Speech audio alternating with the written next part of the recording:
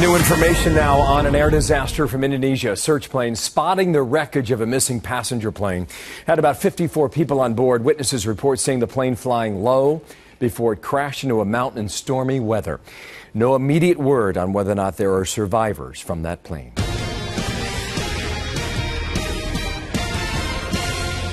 Freedom of speech matters, but you can't yell fire in a crowded theater. You cannot tell a fellow American to kill your other Americans in the name of jihad. That's not protected speech. That is a crime, and they have to be shut down and arrested, whether they're preaching it on the internet, in our prisons, or from the mosques in this state. We have to protect America's freedom.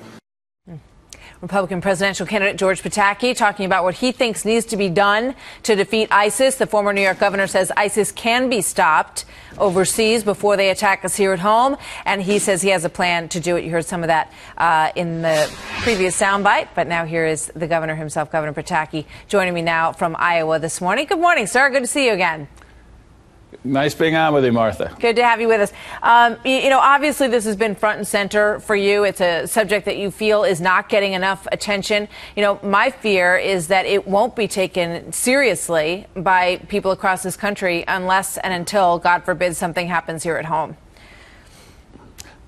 Martha, that's exactly my fear, too. And as you know, I led New York State through September 11th, and I vowed then I was going to do everything in my power to not let that happen again. As you just saw in that clip, we have to shut down use of the internet or pulpits or prisons to preach jihad here. What happened or almost happened in Garland, Texas, what did happen in Chattanooga are not isolated incidents. This is a conscious strategy of ISIS and radical Islam to radicalize Americans here to attack other Americans. We have to stop it here. But, Martha, we also have to destroy ISIS overseas before they can attack us here. You know, there was a front page story over the weekend about AT&T and access that they had given to the internet to the NSA. We're going to talk about that in a little bit. But, you know, I mean, that makes the front page. People say, oh, my gosh, they're looking at my internet. You know, I mean, you have to give up certain privacy, perhaps, in order to shake out some of these potential attackers who are all over social media, as we know. You know, it shocked me that it was almost like AT&T were the bad guys for cooperating with our government in trying to protect us from terrorists. I am glad that companies are willing to help share information they think might be involving terrorism here. But, Martha, the broader point, and I went back and read the September 11th Commission report, and they said, what do we do to prevent another attack? And they actually had an entire section laying out a hypothetical.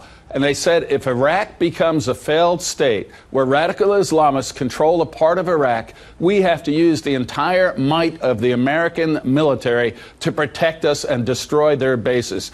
I don't want to see us have a 10-year war, no nation building or trillion-dollar expenditure, but they have training centers, planning centers, recruiting centers. We have got to first support the troops on the ground better. We're not doing that. But if necessary, send in American special ops, destroy those centers, and then get out and make sure we are safe here in America. No, we know that they have claimed that they believe they could do that. Many in the military say they could do it in 6 weeks if they had to. I don't know if that's true, but that's what they claim. You know, let's talk a little bit about the politics of the numbers that are going on post-debate. Let's take a look at how things stack up in the latest Fox News poll. You've got Donald Trump pretty much holding steady.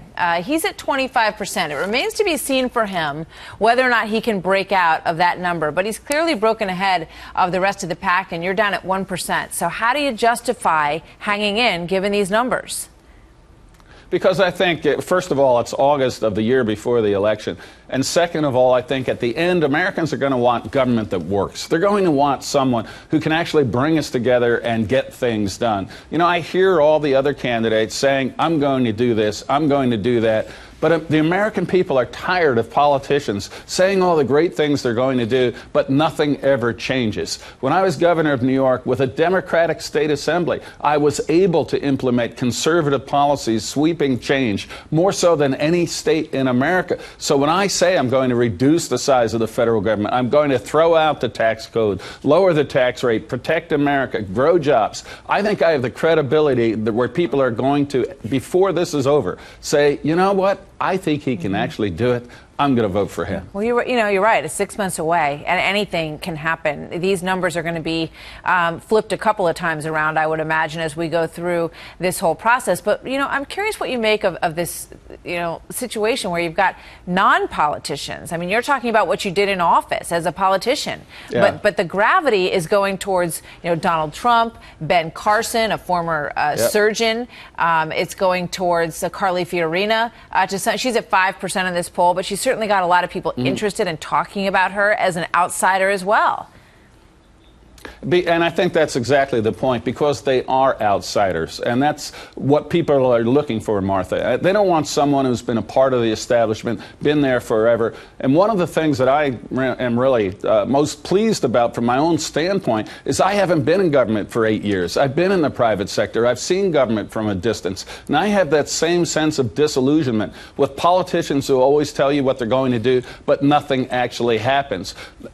I think that's why people are looking at non-politicians. And ultimately, though, they're going to want grown-up government. They're going to want someone who is an outsider but actually can get things done in a difficult political environment, who can work across party lines. I had to do that in New York State, and I will get things done across party lines in Washington. I know that's not what you're supposed to say in a Republican primary, but the last president who was able to work across party lines was Ronald Reagan, and he did pretty well with Tip O'Neill as Speaker. So I know I can bring the American people together and put in place the changes that the people are looking for, and that will make us safer and make us more secure in our economic opportunities. All right. Well, we'll flash forward in a couple months. We'll see where this thing moves, because no doubt it's going to move, and we'll see what happens. Governor Pataki, very good to see you, sir. Thank you.